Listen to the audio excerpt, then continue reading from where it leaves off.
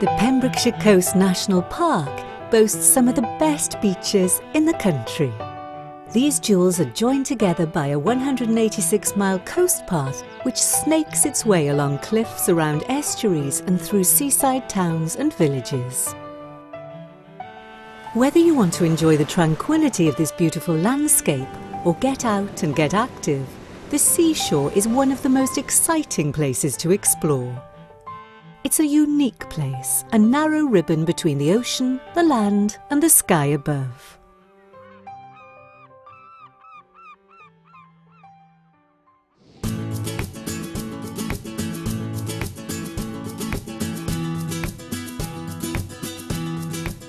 North Pembrokeshire is a land of enchanting beauty. Rivers tumble down to the sea from the Preseli Hills and widen into sandy estuaries backed by sand dunes. Freshwater wildlife is replaced by animals and plants adapted to the salt water, tides and the changeable weather of the coast.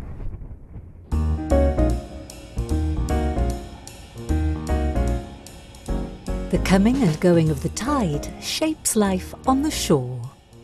The zone between high and low water is wonderfully rich in wildlife. As the tide falls, the beach is exposed, and birds such as oyster catchers and flocks of small wading birds follow the retreating water looking for food. The beaches and estuary at Newport and Poppet are great places to explore and watch these birds feeding. Above the high tide mark, the sand dunes may appear barren, but this secret world of sheltered sun traps is full of colourful wildflowers, molluscs such as banded snails, and if you tread lightly, you may spot an adder soaking up the sun. Beyond the beach, the flowers along the coastal slopes change with the seasons. Spring and summer are the best times to see spring squill, pink thrift and sea campion, while purple heathers colour the slopes during late summer and autumn. This northern stretch of coast with its protected coves and harbours is hemmed in by some of the wildest scenery and highest cliffs in Pembrokeshire. Chemyce Head reveals patterns in its rocks that date back 450 million years to when the rock folded under immense pressure. These cliffs offer fantastic views out to sea and along the coast. From Strumble Head, the view stretches out across Cardigan Bay, which is well known for its marine mammals.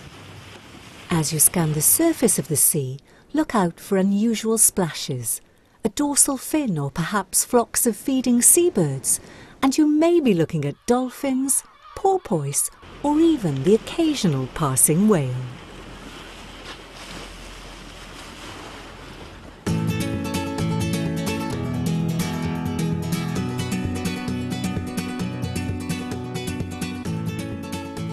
The St David's Peninsula is the most westerly point in Wales. It's an exposed place, wild at times, peaceful at others. People seeking adventure are naturally drawn here. Abereiddi is popular with groups coast-steering. This activity is a great way of getting really close to nature as well as getting very wet. This is extreme rock pooling. The unusual dark-coloured sand on this beach comes from the surrounding slate cliffs.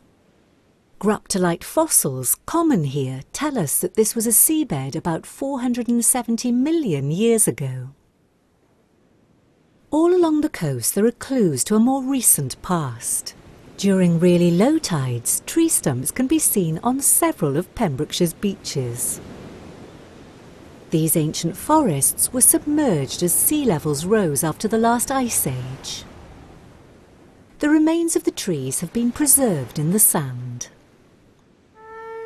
As the ice retreated and the climate warmed, people started to re-inhabit Pembrokeshire. We can still see the signs of early human activity. The burial chambers Carrick Sampson and Coiton Arthur, overlooking the sea near St David's, date from around 3500 BC. Nearby, White Sands is a popular beach for holidaymakers, but just along the coast the smaller coves are equally as busy. Atlantic grey seals can be seen all along the Pembrokeshire coast. In late summer and autumn, seal pups are born on these sheltered, inaccessible beaches. The furry white pups grow quickly, feeding on their mother's rich milk, and soon move out to the islands. Pembrokeshire is also a stronghold for the rare chough with its red bill and legs, and if you're lucky, you may even catch a glimpse of a peregrine falcon patrolling the coastline. Newgale Beach faces the full force of the Atlantic swells, making it ideal for water sports. Here, a long shingle bank stretches south, separating the sandy beach from the marshland behind. These multicoloured pebbles were driven ashore around 5,000 years ago. The waves at high tide pound the pebbles together, giving them their smooth, rounded shape. Over time, they gradually become smaller and smaller until they're reduced to sand.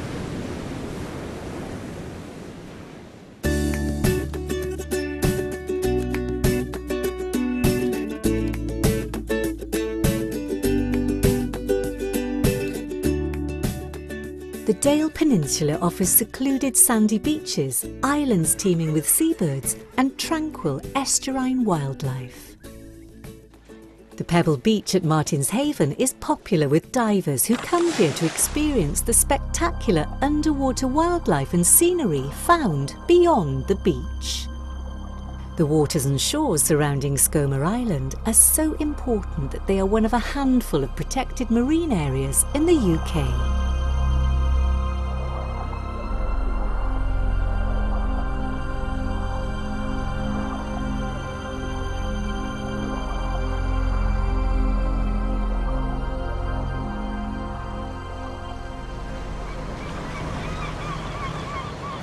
Martin's Haven is also where you can catch a boat to Skomer Island. This wildlife paradise is well worth a visit, with its spectacular coastal scenery, carpets of wildflowers and an amazing variety of seabirds. Further offshore, Grassholm Island is home to around 40,000 pairs of breeding gannets. These majestic birds with their black wing tips can be seen all along the coast, diving from a great height, hitting the water at speed as they hunt for fish.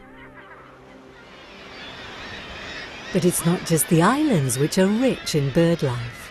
In the summer, Pembrokeshire's cliffs are home to thousands of seabirds, many of which can be spotted from the beach. Gulls are a familiar sight. The most common is the herring gull. This is the gull that is most likely to steal your sandwiches. Look out for other gulls such as greater and lesser black-backed gulls, or the smaller black-headed gull. On the ledges you will see fulmars and kittiwakes, and lower down near the water, cormorants and shags drying their wings after diving for fish near the shore. The more secluded cliffs are often crowded with raucous colonies of guillemots and razorbills. As the coast turns into the sheltered mouth of the Dicleddau, the birdlife changes. The shingle, sand and mud here offer rich pickings for birds following the tide. The Gann estuary near Dale is a fantastic place to watch wading birds and waterfowl feeding together.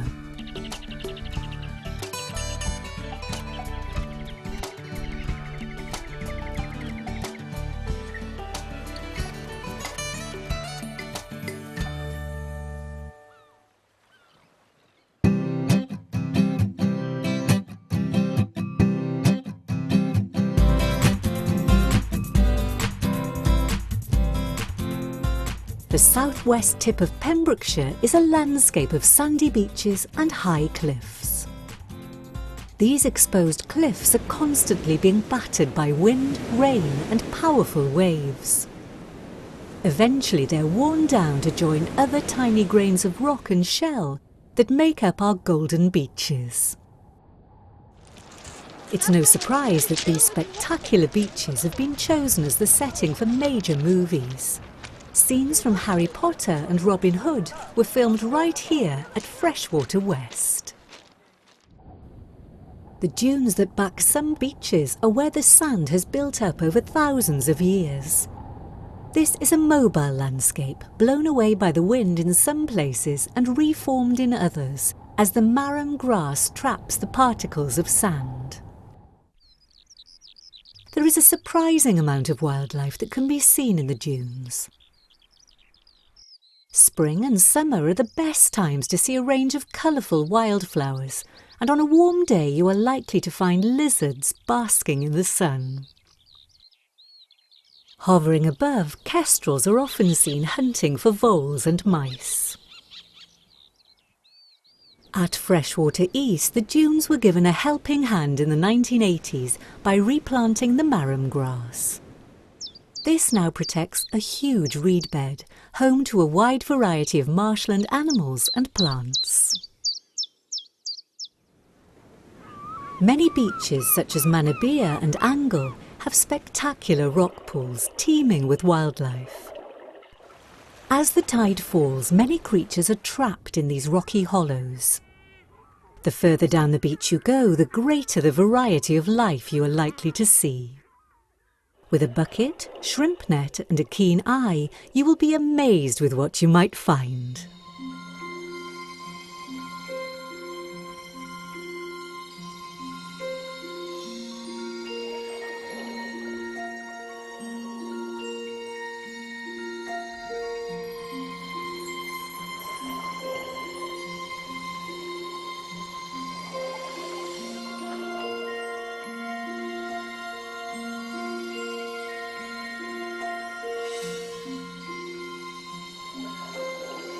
Many of these creatures take shelter amongst the plants found on the rocky shore.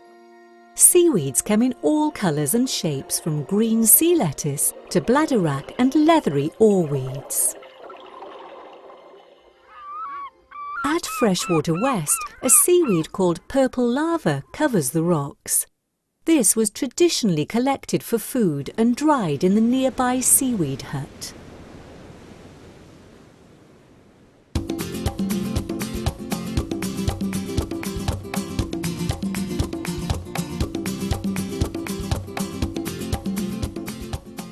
Tenby has been a magnet for those seeking sun, sea and sand for hundreds of years. But if you want to get away from the crowds, there are hidden coves just around the corner. These bays, surrounded by rocky cliffs, give us a glimpse of their past. Look closely at the rounded, sea-polished rocks on the beach at Scrinkle or on the exposed cliffs, and you will see the outlines of marine fossils which date from the Carboniferous period around 350 million years ago. Tenby's sheltered South Beach naturally collects flotsam and jetsam. It may look untidy, but there is always something of interest washed up along this strand line.